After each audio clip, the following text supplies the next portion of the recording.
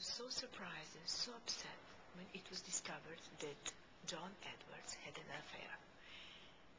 There was not the same reaction with Bill Clinton or with Eliot Spitzer. Why? We all knew when a very charming Bill Clinton burst onto the national scene that there were women problems. His wife was seen as a reasonable, dignified woman standing by her man, and he seemed to be very remorseful. But as Hillary began to be seen as an aggressive, ambitious, manipulative, even frigid woman, Bill's dalliances became more acceptable. And they were not really seen as much as a couple anymore. We saw them more as partners in this game of great power. Eliot Spitzer, on the other hand, is simply not likable. He was perceived as angry, ambitious, prosecutorial, this unforgiving inquisitor. And once his downfall came, many actually took it with a glee. His wife was not very prominent and was not really known, and the only sympathies that we were left with were the ones that we felt for their children. But Elizabeth and John Edwards, that was different. They were childhood sweethearts. They suffered a tragic loss of a child. Elizabeth submitted herself to a rigorous hormonal therapy so she could conceive and have another child.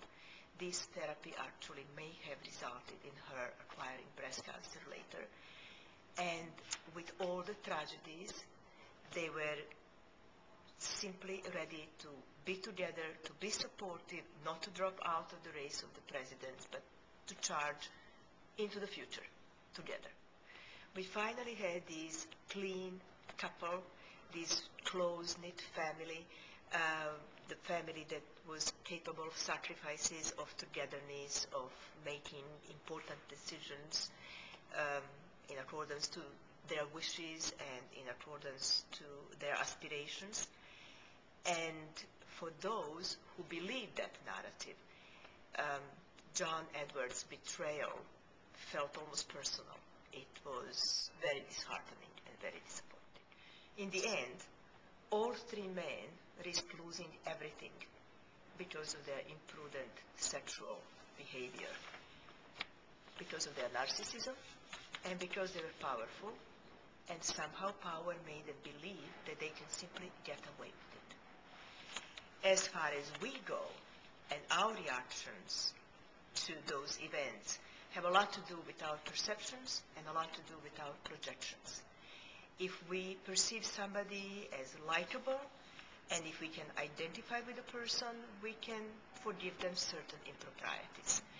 If we dislike somebody or see them in basically in a negative light, we are much more unforgiving. On the other hand, if we idealize somebody and have high expectations of their moral attitudes, we feel betrayed, we feel hurt, and we judge them probably harsher than others. I'm Dr. Mirjana Blocher.